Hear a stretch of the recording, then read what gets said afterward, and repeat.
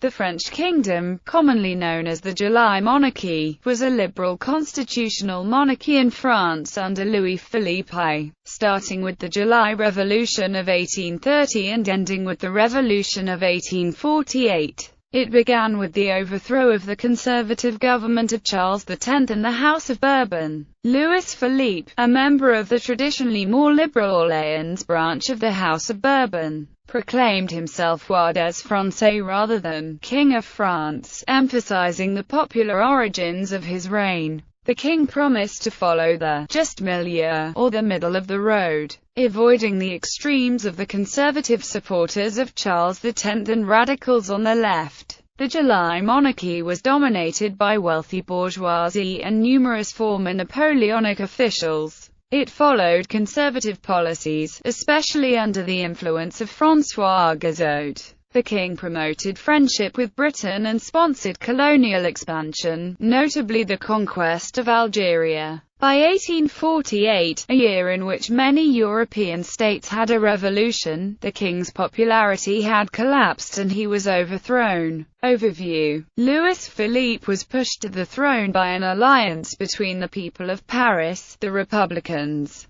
who had set up barricades in the capital, and the liberal bourgeoisie. However, at the end of his reign the so-called Citizen King was overthrown by similar barricades during the February Revolution of 1848, which led to the proclamation of the Second Republic. After Louis-Philippe's ousting and subsequent exile to Britain, the liberal Orleanist faction continued to support a return of the House of Orléans to the throne. But the July monarchy proved to be the last Bourbon-Orleans monarchy of France. The Legitimists withdrew from the political stage to their castles, leaving the stage open for the struggle between the Orleanists and the Republicans. The July monarchy is generally seen as a period during which the haute bourgeoisie was dominant, and marked the shift from the counter-revolutionary Legitimists to the Orleanists, who were willing to make some compromises with the changes brought by the 1789 revolution.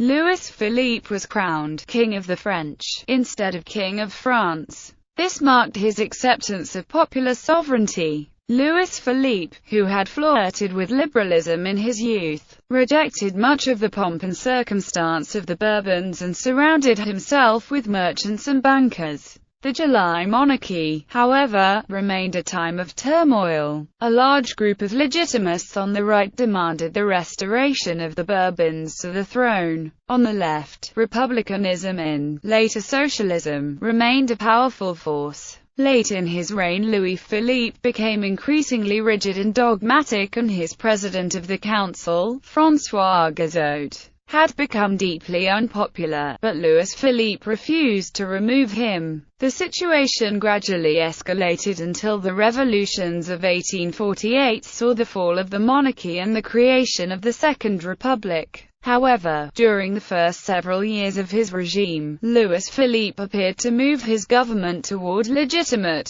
broad-based reform. The government found its source of legitimacy within the Charter of 1830, written by reform-minded members of Chamber of Deputies upon a platform of religious equality, the empowerment of the citizenry through the re-establishment of the National Guard, electoral reform, the reformation of the peerage system, and the lessening of royal authority. And indeed, Louis-Philippe and his ministers adhered to policies that seemed to promote the central tenets of the Constitution. However, the majority of these policies were veiled attempts to shore up the power and influence of the government and the bourgeoisie, rather than legitimate attempts to promote equality and empowerment for a broad constituency of the French population. Thus, though the July monarchy seemed to move toward reform, this movement was largely illusory. During the years of the July monarchy, enfranchisement roughly doubled, from 94,000 under Charles X to more than 200,000 by 1848. However, this still represented only roughly 1% of population, and as the requirements for voting were tax-based, only the wealthiest gained the privilege. By implication, the enlarged enfranchisement tended to favor the wealthy merchant bourgeoisie more than any other group. beyond simply increasing their presence within the Chamber of Deputies. This electoral enlargement provided the bourgeoisie the means by which to challenge the nobility in legislative matters. Thus, while appearing to honor his pledge to increase suffrage, Louis-Philippe acted primarily to empower his supporters and increase his hold over the French Parliament. The inclusion of only the wealthiest also tended to undermine any possibility of the growth of a radical faction in Parliament, effectively serving socially conservative ends. The Reformed Charter of 1830 limited the power of the king, stripping him of his ability to propose and decree legislation, as well as limiting his executive authority. However, the King of the French still believed in a version of monarchy that held the king as much more than a figurehead for an elected parliament, and as such, he was deeply involved in legislative affairs. One of the first acts of Louis-Philippe in constructing his cabinet was to appoint the rather conservative Casimir Perier as the premier of that body. Perier, a banker, was instrumental in shutting down many of the Republican secret societies and labor unions that had formed during the early years of the regime. In addition, he oversaw the dismemberment of the National Guard after it proved too supportive of radical ideologies. He performed all of these actions, of course, with royal approval. He was once quoted as saying that the source of French misery was the belief that there had been a revolution. "No, monsieur," he said to another minister, "there has not been a revolution. There is simply a change at the head of state." Further expressions of this conservative trend came under the supervision of Perier and the then Minister of the Interior, François Guizot. The regime acknowledged early on that radicalism and republicanism threatened it, undermining its laissez-faire policies. Thus, the monarchy declared the very term Republican illegal in 1834. Guizot shut down Republican clubs and disbanded Republican publications. Republicans within the cabinet, like the Banque du Pont, were all but excluded by Perier and his conservative clique. Distrusting the sole National Guard, Louis-Philippe increased the size of the army and reformed it in order to ensure its loyalty to the government. Though two factions always persisted in the cabinet, split between liberal conservatives like Guizot and liberal reformers like the aforementioned journalist Adolphe Thiers. The latter never gained prominence. After Perier came Count Molé, another conservative. After Molé came Thiers, a reformer later sacked by Louis-Philippe after attempting to pursue an aggressive foreign policy. After Thiers came the conservative Guizot.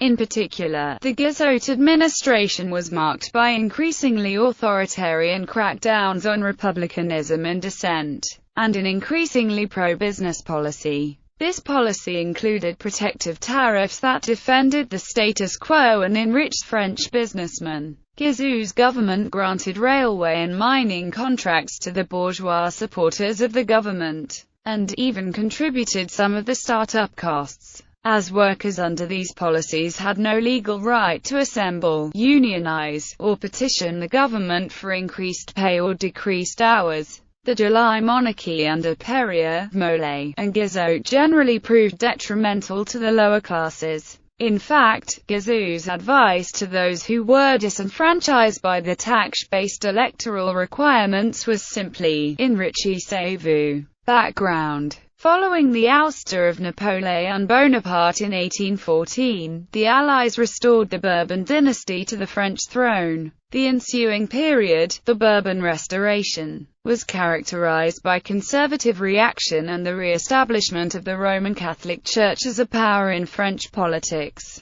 The relatively liberal Comte de Provence, brother of the deposed and executed Louis XVI, ruled as Louis XVIII from 1814 to 1824 and was succeeded by his more conservative younger brother, the former Comte d'Artois, ruling as Charles X from 1824. Despite the return of the House of Bourbon to power, France was much changed from the era of the ancient regime. The egalitarianism and liberalism of the revolutionaries remained an important force, and the autocracy and hierarchy of the earlier era could not be fully restored. Economic changes, which had been underway long before the revolution, had progressed further during the years of turmoil and were firmly entrenched by 1815. These changes had seen power shift from the noble landowners to the urban merchants. The administrative reforms of Napoleon, such as the Napoleonic Code and efficient bureaucracy, also remained in place. These changes produced a unified central government that was fiscally sound and had much control over all areas of French life. A sharp difference from the complicated mix of feudal and absolutist traditions and institutions of pre-revolutionary Bourbons.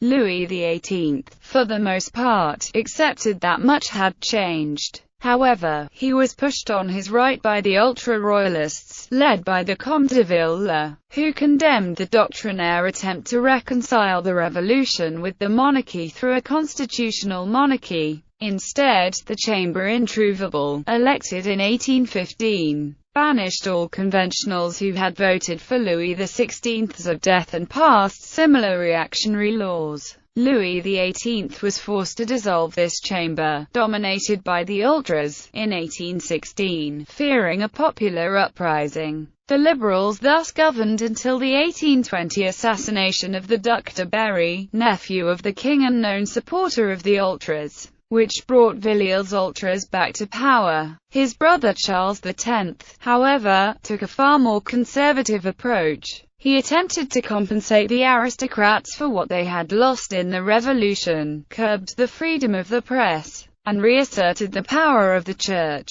In 1830, the discontent caused by these changes and Charles's authoritarian nomination of the ultra-prince de Polignac as minister culminated in an uprising in the streets of Paris, known as the 1830 July Revolution. Charles was forced to flee and Louis-Philippe d'Orléans, a member of the Orléans branch of the family, and son of Philippe Égalité who had voted the death of his cousin Louis XVI, ascended the throne. Louis-Philippe ruled, not as King of France, but as King of the French.